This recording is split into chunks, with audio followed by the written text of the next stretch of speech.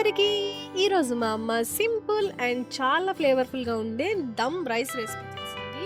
Recipe అయితే అద్దిరిపోయింది. ఇది beginners కూడా ట్రై చేయొచ్చు. ఆ రెసిపీ ఎలా చేసిందో చూసేద్దాం.